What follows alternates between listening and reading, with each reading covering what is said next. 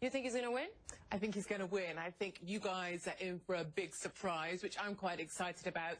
I think we've seen a very similar thing here in the UK with Brexit.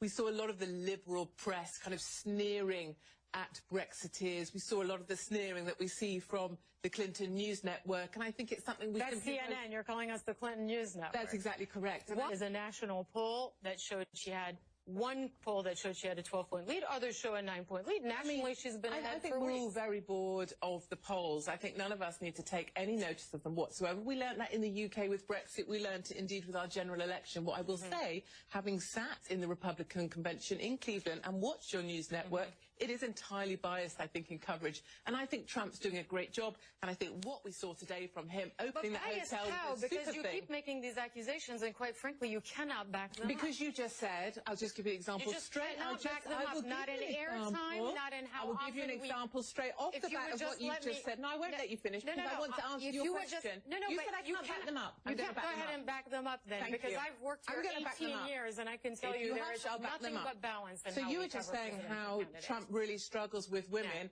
You guys seem to love to present us women, and I am vaguely a woman, as victims. I don't see myself as a victim. Many women, hard-working women, don't see themselves as victims. And we could also look at other polls that say 70% of individuals find Clinton to be utterly distasteful. I find her abhorrent to look at. Her little smile there does nothing for me. So as Katie Hopkins, nobody's saying everybody loves Hillary Clinton. Well, I think you just did. Women, Absolutely you said not. Women love Hillary. Women do not love Hillary Clinton. I never said that. You're literally misquoting me. Tell me your quote. I gave you a poll where she had a 12-point advantage over Donald Trump with the female. They really are meaningless. Move on from polls. I'm bored of your polls. Okay, but you just quoted something I said that was completely factually incorrect. Tell me the correct quote. That women love Hillary Clinton? Oh, wrong word there. Clinton. When did I say You love Clinton, remember, not Trump. This conversation is actually going completely off the rails, because it seems like we've just entered a post-fact world where no matter what we say to you,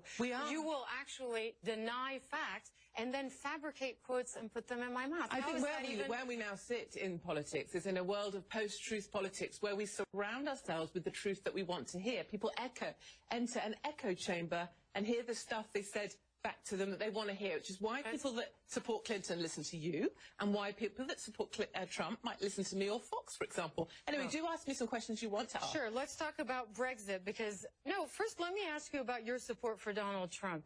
What is it about the things that he says? Why do you support Donald Trump? Because you're sitting here in Britain. Of course, you were pro-Brexit and all those things, and you have said some absolutely vicious and disgusting things about immigrants. You've called them cockroaches. You've said they were feral. You've said suicidal inmates should just go ahead and kill themselves. I think we should turn back the vote. People with dementia are blocking beds. True. So absolutely disgusting things. In your opinion is it's disgusting. In my opinion, I speak the truth. Anybody who calls a human being a cockroach, I don't think you speak for everybody, darling. Says something. Move along with your disgusting in many people's ways. Why do you support Donald Trump? Because for me, as a small business owner, he really speaks to me and the people like me that work hard for a living. He gets things done. I think we've just seen Obamacare. It crucifies small business owners. You're going to get more of that with Hillary Clinton. You're not going to get that with Trump, and I think that's very important. He also gets stuff done. What we've seen with Clinton, essentially, she's just the wife of an ex-president. She was there supporting her husband whilst he was in the Oval Office with Monica Lewinsky on her knees next to him. That is not the sort of strong woman I need. You're going to cut me off because I said not at all. You just said she's someone's wife when she was Secretary of State. She was someone's wife, and he had affairs in the Oval Office, and she stood by him. That is not a strong woman for me, honey. Let's. But if you call me honey, that is just very condescending. Okay, what word would you like me to call you? Extremely rude. All right, well, let's get this back on track. Brexit. Why did you support Brexit? Keeping migrants out of Britain, was that the main reason? No, not immigration is the main reason. I'm a big fan. I was in the British Army. I'm a big fan of the British forces. It's another reason why I support Trump, actually, because I think he will stand up for our service personnel.